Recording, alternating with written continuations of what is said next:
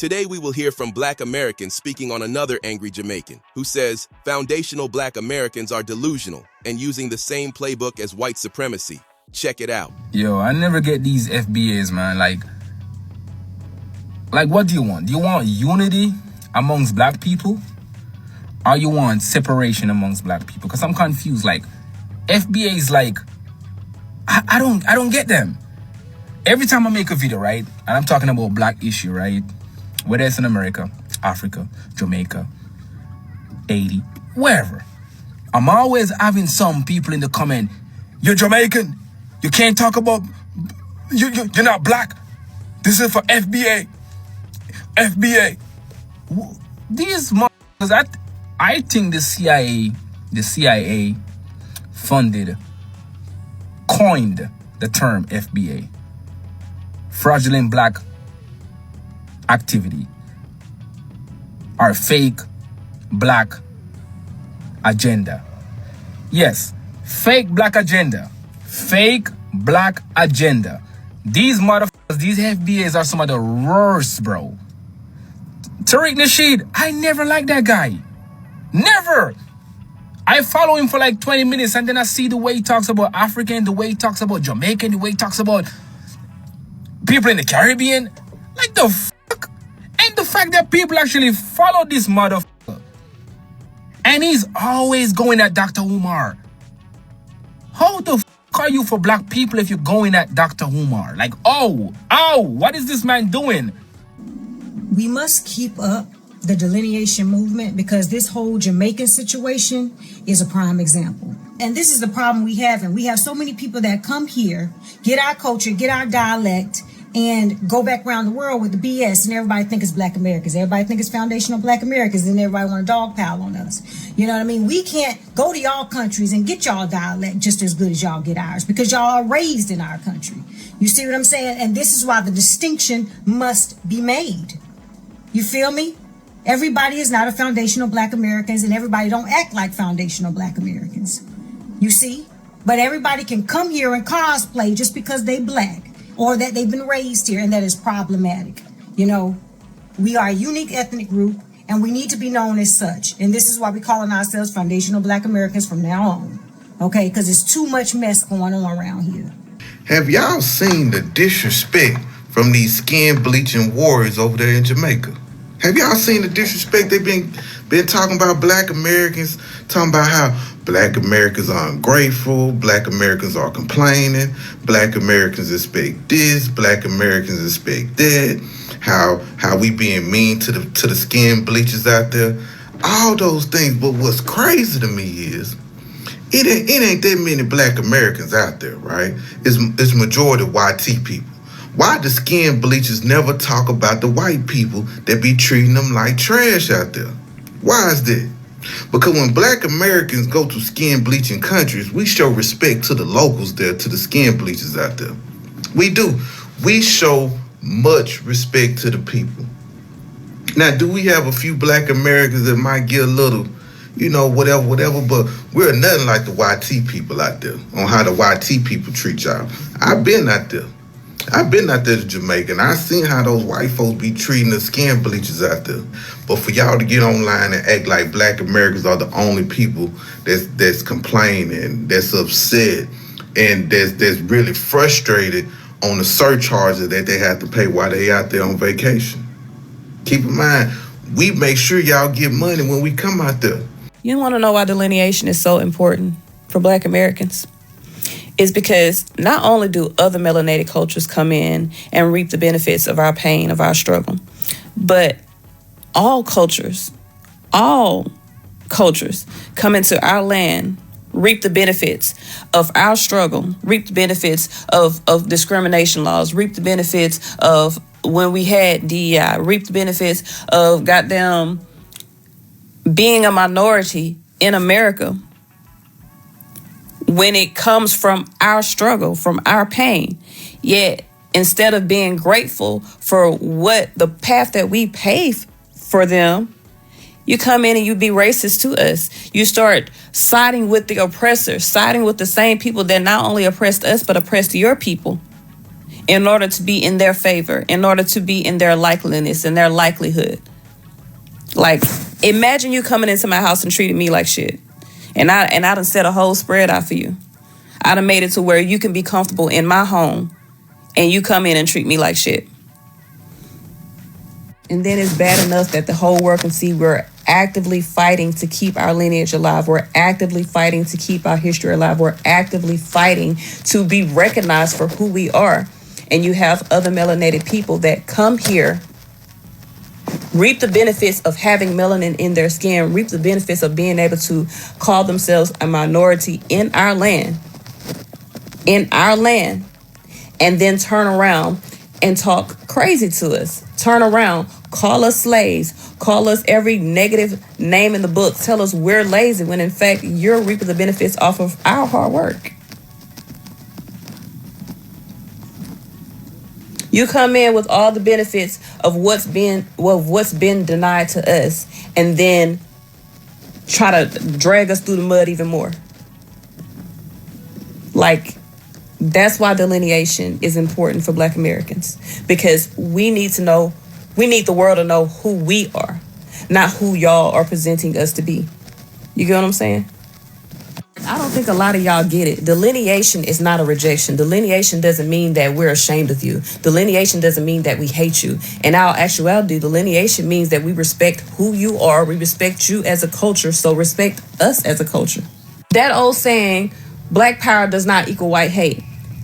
The love that we have for ourselves as Black Americans does not mean that we hate you, does not mean that we think we're better than you. We just love ourselves because we've had no choice but to love ourselves. All you other cultures is lazy. Everything that we come up with, y'all want us to scoot over and share. And now we at a point where we saying, no, I don't have to and I'm not. Y'all are mad. We reclaiming words that was used against us. Make your own shit. But y'all don't want to do that. Y'all want us to do everything for y'all and then get mad when we tell y'all that y'all don't have access to it because you didn't make it up. Also, too, stop bringing us up in conversations. Well, we're fighting for this and we're such and such. Y'all talked about Black Lives Matter and how all the athletes and the big name celebrities, they was all Black. It was a Black cause. Y'all see the shit that we do and then you try to make your own version of it as if we can't tell that y'all are making a version of our shit. Y'all are lazy. Y'all lack work ethic. Y'all lack the creativity to come up with your own shit and it actually be good. And the crazy part is, Black people will give y'all credit if the shit is good. If the shit hit, we gonna be like, dawg, y'all ate with this. Okay, period. But y'all don't come up with shit that's actually good or high quality. And then have a problem when people are like, yeah, this is all right. I mean... And it's like, culture is meant to be shared. Let's take the word culture out and use another word. Food is meant to be shared. No, it's not. Make your own food. That sound crazy, don't it? You go all out for your birthday. Why you don't go all out for mine? It's your birthday. You should make your birthday however you want it. I'm going to make my birthday however I want it. Y'all are lazy. Also, too, stop trying to compare. There's no comparison. At all. And it's actually disrespectful to us for y'all to compare yourselves to us. There's no comparison whatsoever. So today I'm going to talk about ethnic Black Americans and how the powers that be set us up on this chessboard and how delineation is changing that chessboard. And that's why everybody's kind of freaking out. Okay. So I'm going to play a short video about chess real quick and the roles and how chess fits into society right now. And then we're going to talk about our role on the chessboard in America. Role in a feudal system, showing how society was organized. At the top, you have the king and queen, symbolizing monarchy and centralized power. The king moves slowly, representing his limited authority, while the queen, with her powerful moves, shows a shift in perceptions of gender and authority over time. The rooks, knights, and bishops representing military and religious roles, while the pawns symbolize the labor class. Interestingly, the pawns, although the weakest pieces, have the potential to change the game. When they reach the opposite side of the board, they can be promoted to any piece, illustrating the idea of upward mobility. This reflects how individuals in lower classes can rise in society, even if the path is challenging. Chess is not just a game. It serves as a microcosm of hierarchical systems. Okay, so let's get into this. So then you may ask, okay, who are we? Who's who on this chessboard, right? So of course, they consider ethnic Black Americans because the pawns. So on a chessboard, we would have the Republicans on one side and the Democrats on the other side, okay? And for the Democrats, we would be their pawns. They consider us the labor class or just anybody who's going to fight for them, right? And then on the Republican side, of course, the rural working class is what they consider their pawns or what have you. People who are just extremely, racist for no reason because, they just don't like their life. But anybody would be considered the pawn if they're working as a contractor, if they're in a union, postal workers, maybe even teachers, just the working class. The working class is considered the pawn. The next step is you would talk about the knight, who would be like the specialist, the technician, the tech people, professional class, like specialized military and police, additionally would be considered the pawns, okay? So that would be like the next level, and that's where you see, they would be considered the knights. And that's where you see like the police, ICE, those type of people will be considered, the knights in that case. The next is the bishop. And of course, the pastors and preachers, but also this would include media, lawyers, attorneys, people with strong ideologists, like people that you see, like your Joy Reids, like your Tucker Carlsons, they would be considered the bishops. And like if I got super famous, I would be considered like a bishop. Your streamers, of course, I mentioned pastors and attorneys, the legal field, maybe judges, not sure about that one, but possibly judges. The next would be the rooks, and the rooks would be like the major corporations, major institutions. Think like, major institutions like Ivy League colleges, major institutions that have been around for a long time, like agencies, things like that, right? After that would be like the queen. And the queen would be like high-level executives, CEOs, think Elon Musk, think people on that caliber, what's his name? The guy who invented Mark Zuckerberg. Those kind of people are the queens. And then the king is the system itself, the Constitution. Even a president might be a queen. But depending on like how powerful the president might be, they might also be the actual institution themselves. And that is like, the entire system, like the American system or the elite system. Okay, so let's talk about it. If you have Republicans on one side and then you have the opposing Democrats on the other side of the chessboard, if we're their pawns, they've lost a large chunk of their pawns. Part of their pawns were the immigrant class as well. However, the reason why MAGA or the Republicans are winning is because their pawns are defecting. The Democratic pawns, which were us, are defecting. Delineation is defecting. And this is why everybody's screaming for us to get back in the game. Because nobody counted on us sitting down and stepping out of the game. Because once you step out of the game, everything collapses. Because there's no protection. The pawns are the way to move everybody into position, right?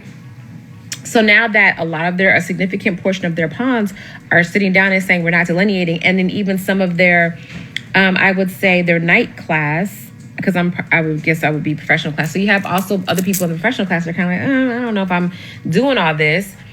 Now that's why Republicans are just running rampant right now, as we see in America, and why they're winning.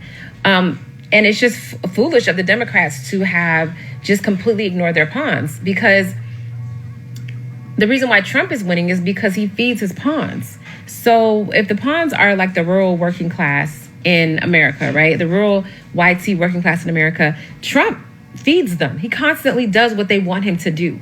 Whatever they ask for, he tries to give them at least, he doesn't do everything, but he gives them like big chunks of what they want. Regardless of what people say, he'll be like, all right, you want this? Here you go. You want that? Here you go. Because really Trump is the queen, and he's trying to make sure him and his queen people, the high-level executives, the CEOs, all that stuff, he's trying to make sure they just make money, right?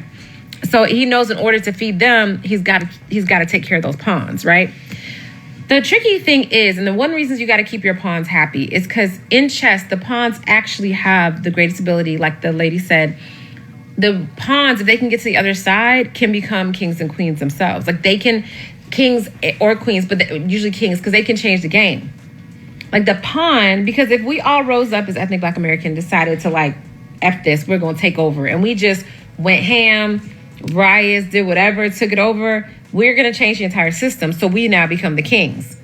They're not thinking like that right now or whatever, but they do try to satisfy us, because if there is a civil war, that is one of the major ways that the pawns become the king, okay? So if there is a civil war and everything like that, whoever wins that civil war will become king, and they will run the system.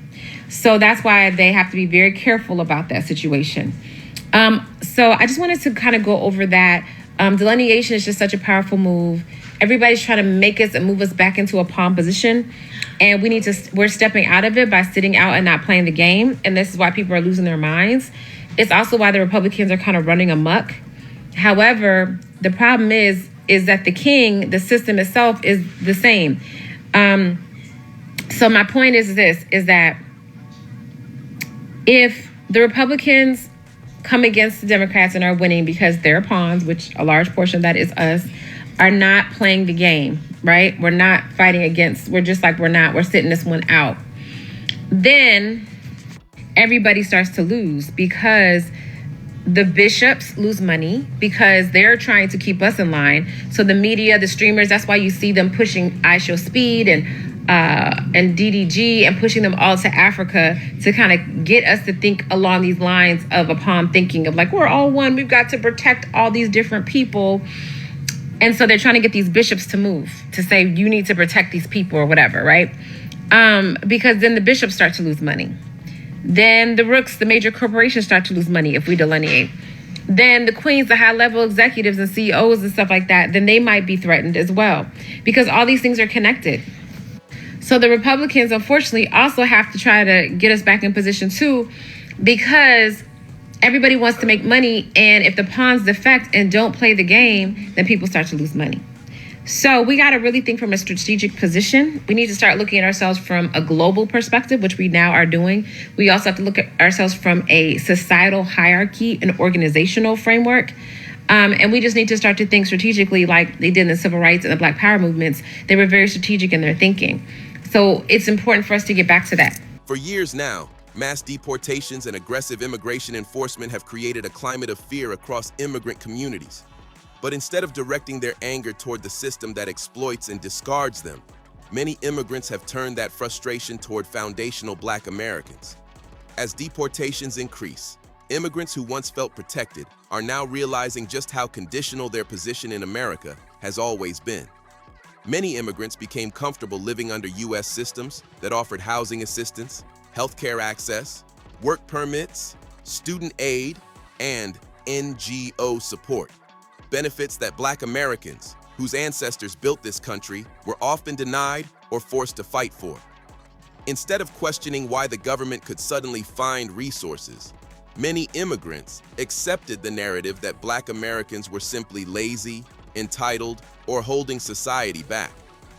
Those lies didn't come from foundational Black Americans. They came straight from white supremacist talking points, media stereotypes, and political propaganda.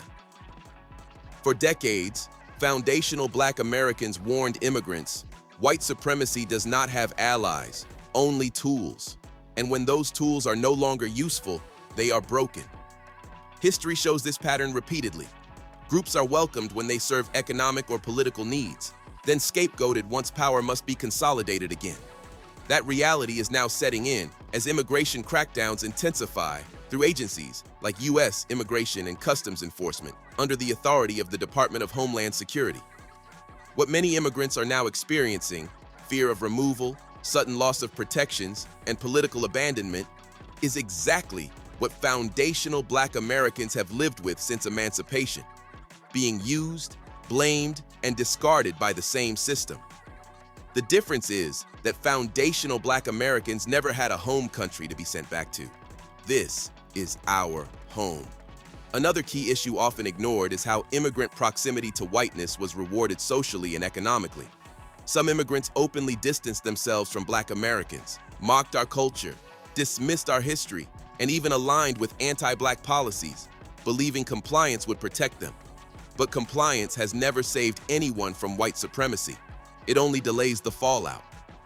Now, as the system tightens, the truth is undeniable. The anger shouldn't be aimed at foundational Black Americans.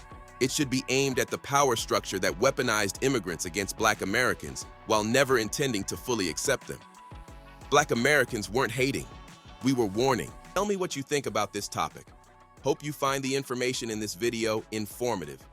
Feel free to like, subscribe, share, comment. Thanks for watching.